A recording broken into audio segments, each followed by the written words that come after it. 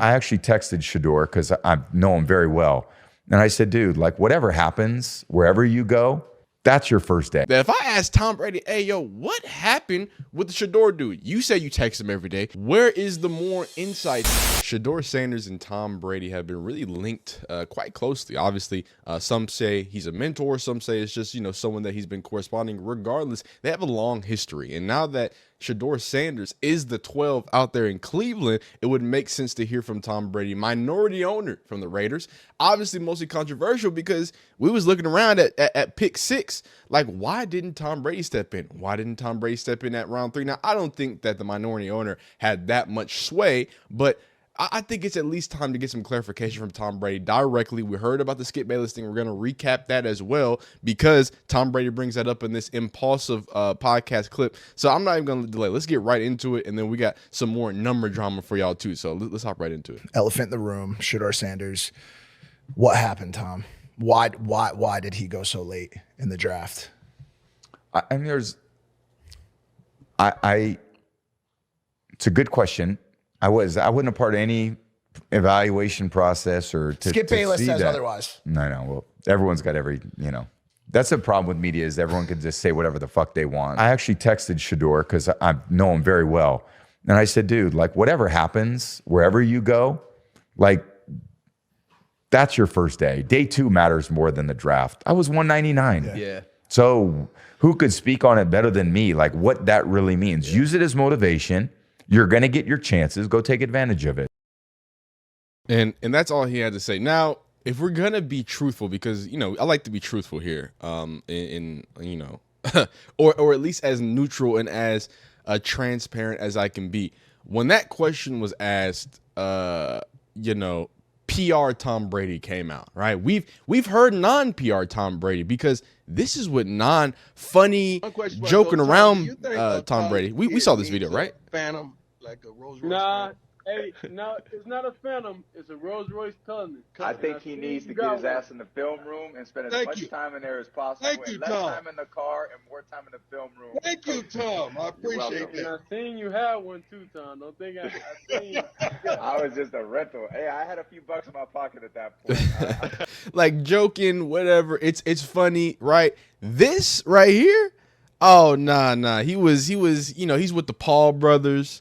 You know what I'm saying? He had to make sure things made sense. And I'm sorry, my screen's all over the place. I don't know what happened to my screen. Somebody turned off my background.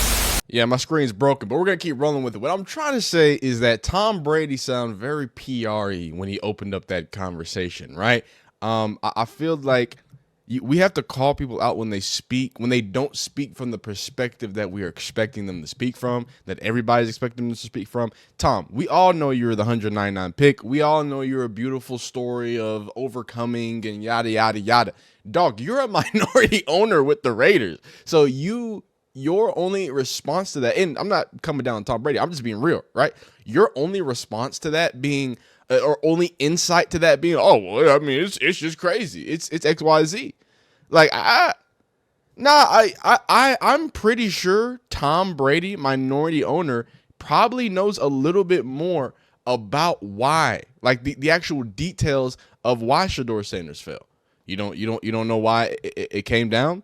You don't even have a sugar-coated reason to say, you know what I'm saying? It was a miscalculation, XYZ, but my guy's my guy. It seems like you just kind of brush right past it, Tom. You kind of just like, I was a late round pick. Well, Tom, you're not a late round pick anymore, okay? That's not what defines you. That starting point, I know it's a beautiful fairy tale story, right? But again, you are a minority owner with the Raiders. And I'm saying that to say that your echelon has raised to a point that if I ask Tom Brady, hey, yo, what happened with the Shedeur dude? You say you text him every day. You say you know him every day. Where is the more insight there? Now, I could be asking for too much. And maybe, and this is the messed up part, maybe Tom Brady was helping Shedeur not going into detail, right? And I hate to think that. But again, the problem with being so, I wouldn't say vague, but you know what he did. He kind of, you know what I mean? He kind of alluded that question to be all, it just sucks. You know what I'm saying? It doesn't matter where you start. It matters where you end. Like, thanks, Tom. I appreciate it, Tom. But here's the thing. I will say one big thing before we go on to some more drama, mostly relating to his number change. Obviously, we talked about him going from 2 to 12. He wants to be Cleveland's Tom Brady. But it seems like Cleveland, we've been talking about this for a few days. Cleveland's been embracing Shedeur. Shedeur's been embracing Cleveland. And more importantly, the NFL is embracing Shedeur Sanders and getting those clicks. Obviously, we've already seen this video. This is just him, you know what I'm saying, getting some work in. We watched this video yesterday, but more importantly, it's who's posting it. You feel me?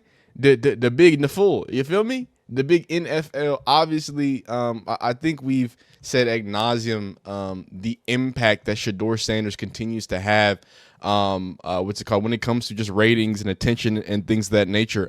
And just real quick, we could take a quick pick shot with Skip Bayless. This is what Tom Brady and then we're referring to when they talked about Skip Bayless, with Skip Bayless calling out Tom and saying, it's now pretty clear Tom Brady, who mentored Shedeur, told the Raiders not to take Shedeur, asked him to be very good. Assumed Tom Brady said no to Shedeur. And this is what, before this podcast came out, this is what Tom Brady's people said. So it says, Tom thinks that Skip Bayless is an idiot for thinking he had anything to do with Shedeur's downfall in the NFL draft. Tom has limited say in what players the Raiders pick in the NFL draft or whoever they sign. Pete Carroll, head coach, and Mark Davis, owner, had the final say on everything with the team. Will they talk to Tom for his advice? Absolutely. But Tom had no sway on getting Shedeur or staying away from him. Now that Tom is in the media himself and has had to deal with Skip forever, it's just another ridiculous accusation that Tom isn't going to give any life to Skip. Now, I'm not on Skip's side where I think that, you know, Tom owes all this other stuff, but I am on the side that, when asked about, hey, this crazy thing that's been talked about, y'all know, what, hey, defend the NFL, Tom. Like at least, you know what I'm saying? Like, don't just take this like vague. And he's a grown man. He can do what he wants to do. I'm not telling Tom Brady what to do. You do what you do, son. But in my head, in my eyes, it's like you understood the extra layer that people wanted to know, specifically when Shedeur Sanders had things like this to say. A lot of y'all say, they're not mentors or stuff like that. This is what Tom Brady, not Tom Brady, Shedeur was asked this at his combine. How's everybody doing? This was one of the first questions he's asked. Legendary. Shedeur, a lot's been made of your relationship with Tom Brady over the years. What has that relationship meant to you, and how fired up would you be to reunite with him in Las Vegas with the Raiders? Yeah, Tom Brady, he's all-time great. Being able to have that resource, being able to have that person I'm able to talk to and call whenever I'm having questions about the game, and he's able to relate to it because he did at the highest level. It's truly amazing. I'm thankful for that. Have you met with the Raiders? Yeah, so that was at the draft. Obviously, we've seen the videos of them working out constantly. Here I'll probably have that playing over as well. Some more bag work here. And to close out the part with Tom Brady, obviously as we talk about him choosing number 12, and the DeAndre Carter situation, which we will get into because I think there's NFL player. I know this is Doughboy, but there's people calling out DeAndre Carter for having the number 2 instead of having Shedeur having the 12. But I think it's a good point of reference. I think it's a good thing for Shedeur to kind of remind him of that 144. I think I had a comment on my last video like, obviously 12 is the square root of 144. Maybe it's one of those things. Maybe they can brand it like that. But speaking largely and more broadly, Shedeur Sanders' brand was around the 2, right? It's the money sign. You know what I'm saying? Oftentimes with the 2, I think you can just get away with the S though. S money sign. I think you can drop the 2 a little bit, and you can still use the 2 with the 12. You feel me? You know what I'm saying? You can have the 1 invisible with the 2, and then you know what I'm saying, you can make it work. You can make it work. Maybe like an S12. I'm already thinking. I'm already getting the infographics ready, dog. I got you, Shedeur. Okay, hit my line. Anyway, more importantly, like I said, just to close the Tom Brady situation out, a lot of y'all were kind of up in arms about saying that Tom Brady's his mentor. Some people were saying that, to be a mentor you has to be XYZ. It's got to be more of this or more of that. I don't know, man. He was asked about it. His first thing that he was asked at the combine was about Tom Brady. Tom Brady gets asked about Shedeur Sanders, and instead of either burying him or defending the NFL, because I do want to say, also, like I alluded to, that was an overall benefit to Shedeur. You get like Tom Brady's response was a very pro Shedeur response in the way that he said and chose and picked his words. Called out Skip Bayless. Hey, I'm gonna call you a clown, but hey, that's my guy. I texted him. I was right there in his corner every time, right? So that's an interesting perspective, right? And then what he does with that moving forward, I think, is going to be even more telling. So weird situation. He is 12 now for the Cleveland Browns, like we've talked about. So who is number 2? Well, it is a veteran, Mr. DeAndre Carter. He signed on a 1-year, $1 million deal. And obviously, as being a veteran, you are allowed to pick your number. So I know a lot of Browns fans, new Browns fans, because they're Shedeur fans, are a little bit up in arms about it. I don't think it's that big of a deal. I think it's cool that he gets to, recarve something out. And most importantly, these are not permanent numbers, right? These are numbers going into camp, right? After we see who makes the team. Because Carter could not make the team. That boy get cut. You know what I'm saying? That boy on a 1-year deal. It ain't nothing to cut you. So this is what the rumblings have been said. First off, this is the man DeAndre Carter, number 2. Bit of a journeyman, obviously. But again, he's been doing it. He's 32, doing what he needs to do. And a lot of people have been disrespecting him. But again, I think you need to respect somebody who's doing it at that level, regardless, and being in the league that long. So it says Shedeur Sanders' head media team, Boogie Knight, called out the Browns for letting DeAndre Carter keep the number 2 instead of allowing Sanders to wear it. I think this is a little bit much, right? And I think when we talk about some of the, this might be a negative, quote unquote, right? Now, is it Shedeur doing it? No, this is not him doing it. I don't think it should come on him. But when people are looking at some of the negatives of Shedeur and the glitz and the glamour, or maybe in negative, the clown show, I think this is something they're talking about, right? This is his media guy calling out hey, there's no way Cleveland Browns should have gained number 2 to anyone else, especially to a wide receiver who hasn't won number 2 before in his career. But we knew that was coming, so we ain't flinching about it. It was expected. Take it, smile, make it legendary. Keep going. Sanders wore number 12 to begin his career in Cleveland. Now, he didn't say nothing crazy at the same time, but again, with the spotlight on Shedeur, people are going to try to spin that and be like, oh, his camp is coming out and saying all this stuff, right? So that's what I don't want. I don't want this number thing to somehow stumble and fall and get out of place when we can just focus on some of the Tom Bradyisms. You know what I'm saying? Talk to me, Rich. Talk to me, Rich. You're drafted, then you choose your number. And Shedeur has chosen Tom Brady's number. Oh, look at that. Why wouldn't he take 2? Because 2 has already been assigned, and the last thing you're going to do when you show up to a spot like this is say, I want a certain number. Let me get 2. I got to have 2. I got to have my number for this competition. What a misstep that would be. Do you know what an absolute media feeding frenzy there would be? See, okay, wow, that's actually crazy. So Rich Eisen just kind of made the point I was alluding to, where if this catches traction and if people start assigning what his, whatever his media guy, I believe trainer as well, head media team member, and first off, Boogie, he's dope. So first off, shout out to you for I understand when I'm talking. Sometimes I'm just talking about how people are seeing it from Boogie's perspective. Don't stop, because if I was an NFL player, you know what I'm saying, because I was so close, I was so close.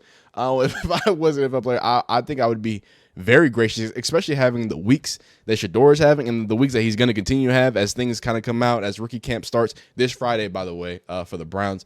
I think it's important to have somebody like this in your corner that's going to defend you. And that boy be on Twitter defending Shedeur's on. That boy be smacking people down. And while that might seem unemployed, that's what, that is his employment. That's what he get paid for. He gets paid to defend and have this front-facing media. I think he might be a little overexposed in that regard, not in the camera regard. I think this is good. I think showing all the workouts, contrary to, I guess, popular belief, I don't think this is a negative thing. And I think this is something, they've been doing this since they were 2013s, right? This is social media era is when all the athletes started, putting all their stuff out. So to me, this ain't nothing. This ain't no crazy. This ain't no whatever. I don't think this is too much. I do think, the Instagram posts and the tweets, again, not that I disagree with them, but I disagree with the situation that it might set up for Shedeur overall. So, I hope they watch that. I hope they kind of keep that in check there. Here's Doughboy speaking on giving up the number 2. I'm not even trying to be funny or nothing, though. I'm being dead ass serious when I say this. But whoever the fuck DeAndre Carter is, welcome to our team and all. But you need to come up off that too. Welcome to our team. You did fucking wrong grabbing that fucking too, man. Come on, man. So there's a lot of people with a lot of strong opinions about Shedeur Sanders not having that too. But it is what it is. We're gonna close out with former Giants wide receiver Isaiah Stanback speaking on the ability of Shedeur Sanders being able to make that quarterback one position, and after that, we'll this dude is built for it, and he's proven it. Right? We can say that about people all day long. From the time that he was at, where was he at?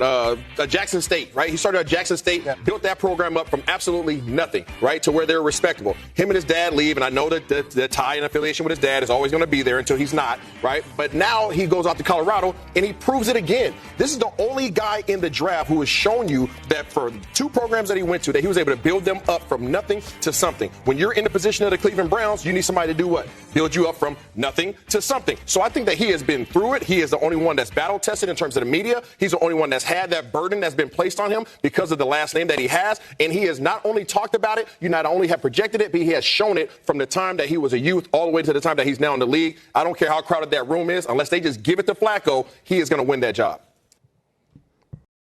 Strong words there. And a lot of people say that he has a good chance, right? And I think a lot of people want to see that because I think the spectacle in itself and what that would do for the city would be phenomenal.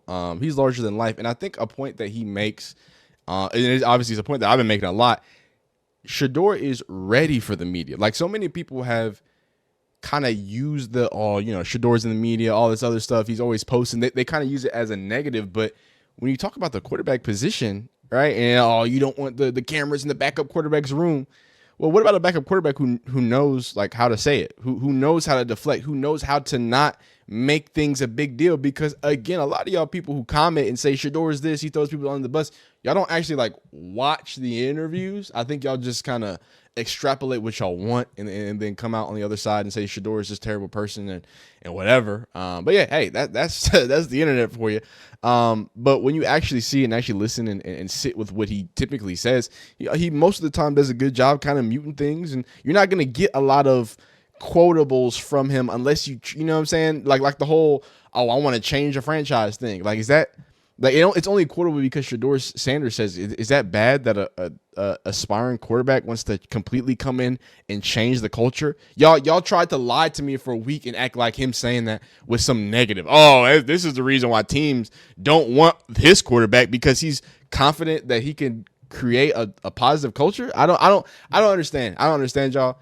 But hey, the hate brings views, the views bring clicks, and that's why you're watching this video. So if you enjoyed it, please like it. If you didn't, go ahead and dislike it. Subscribe if you enjoy football content in general. At this point, I mean, we do a little college football. We do a lot of NFL at this point. We're going to be keeping up with the mini camps. Of course, any transit portal NIL stuff that comes up. Trying to get into my evergreen bag too. I'm trying to give Matt Be Great another run for his money. So y'all want me to make little, you know what I'm saying, little documentaries? I can get in that bag. Y'all let me know, man. Comment down below. If not, I'll just keep yapping over mics.